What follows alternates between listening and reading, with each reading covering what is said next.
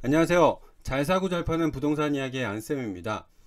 부동산 시장 분위기가 진짜 온탕에서 냉탕으로 갑자기 변화했죠. 이러한 변화는 금리 변화가 주요한 요인인데, 매스컴이나 주변 사람들은 영끌조금 큰일 났네 이렇게들 얘기하는데, 진짜 어떻게 된 이야기인지 한번 보죠.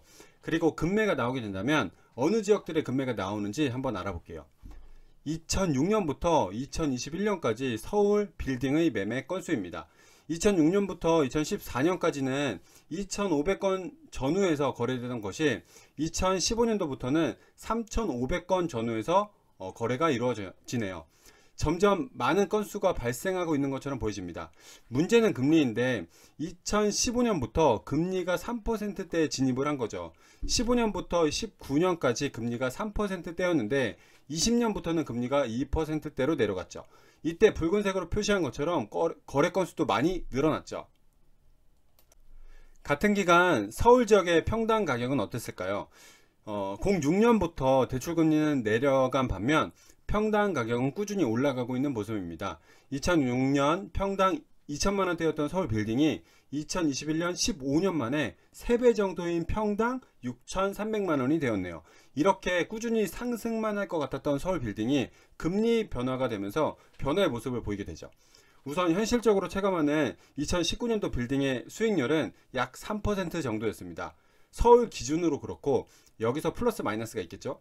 서울 외곽으로 가면 4%대도 있었고 경기도권으로 나가도 4에서 5%여서 서울 주요 지역은 거의 3%대였습니다.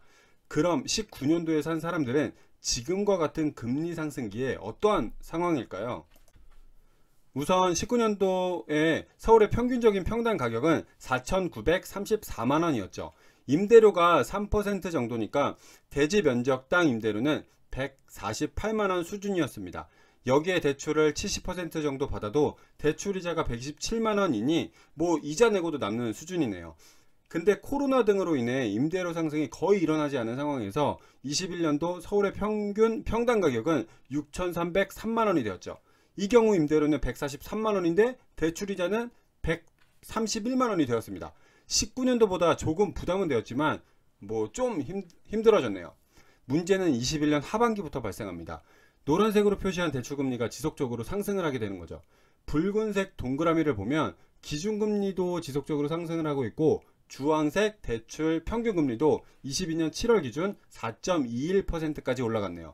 자, 그럼 대출이자는 어떻게 될까요? 대출금리가 4.21%만 되어도 대출을 70% 받은 사람은 이자가 185만원이 되네요.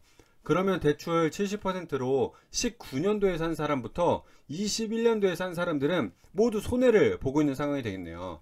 실제로 금리 인상에 따른 금매들이 나타나고 있을까요? 우선 강남 쪽을 먼저 보면 대략적으로 지금 시장 상황들을 잘 볼 수 있을 것 같아요. 우선 강남 지역도 서울 전체의 매매 건수와 비슷하게 2006년부터 14년까지는 200건 전후에서 거래되던 것이 15년도부터는 300건 전후에서 거래가 되었고, 최근 2년간은 424건, 480건이 거래되었습니다. 강남 지역의 평당 가격은 2006년 3,973만원이었는데 2021년에는 평당 1억 4,848만원 수준이 되었네요. 사실 강남은 14년도를 제외하고는 전년보다 가격이 빠진 연도가 없어 보입니다. 그럼 최근 3년간 강남 지역의 평당 가격과 임대료 등을 한번 볼게요. 19년도에 강남의 평당 가격은 1.1억원 수준이었고 임대료가 3% 정도니까 대지면적당 임대료는 344만원 수준이었습니다. 여기에 대출을 70% 정도 받으면 대출이자가 295만원 수준이니 이자를 내고 조금 남는 수준이네요. 21년도까지 부동산 가격이 지속적으로 상승을 했지만 대출이자가 낮은 상황이어서 21년까지는 대출을 70% 정도 받아도 임대료로 충당이 가능한 상황이었습니다. 참고로 이런 빌딩들의 임대료는 19년도부터 최근까지 어떤 상황인지 살펴보면, 지금 강남 지역을 보는 거니까 도산대로와 논현역, 테헤란로 주변의 중대형 상가 3층 임대료를 살펴보죠. 19년도에는 테헤란로가 평당 82,000원 정도, 21년도에는 테헤란로는 평당 84,000원 정도니까 거의 오르지 않았네요. 도산대로도 마찬가지입니다. 그나마 논현역 주변으로 해서 가격이 평당 10,000원 정도가 올랐네요. 이렇게 임대료가 오르지 않는 상황에서 대출금리가 올라가게 되니 부담이 되는 거죠. 22년 대출금리가 4.21%까지 올라가고 사실 지금은 더 올랐죠. 거기에 대출 비율이 70%인 매수자들은 대출이자가 487만원이 되었죠. 임대료가 344만원인 상황에서 144만원 정도 더 부담해야 되는 건데, 보통 우리가 강남에 100평 정도 대지를 샀다고 하면 약 1.43억 원의 이자 부담이 발생하게 되죠.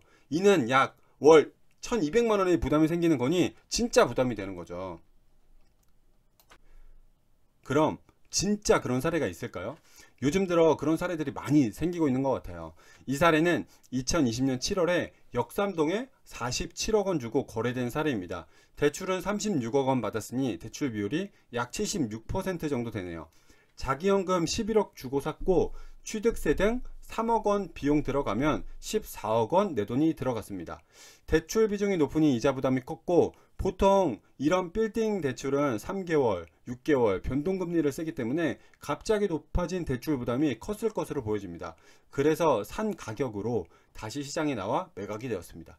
이런 부동산, 투자용 부동산 말고 본인의 주된 비즈니스가 있어서 버틸 수 있는 사람과 그렇지 못한 사람이 갈리게 되는 것 같아요. 부동산 투자만 하는 사람은 금리에 더 민감할 수 있으니까요.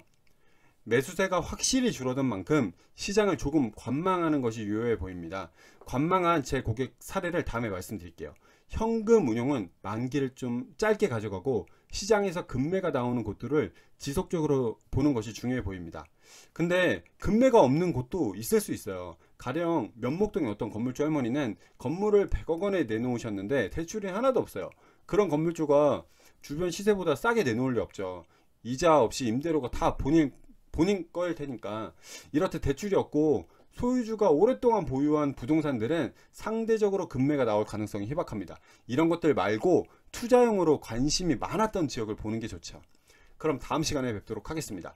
각 상황에 맞는 부동산 관련된 승계, 부동산 잘 사고 잘 파는 문의는 아래의 링크로 문의주세요. 내용이 유익하셨으면 구독과 알림 설정 부탁드립니다. 감사합니다.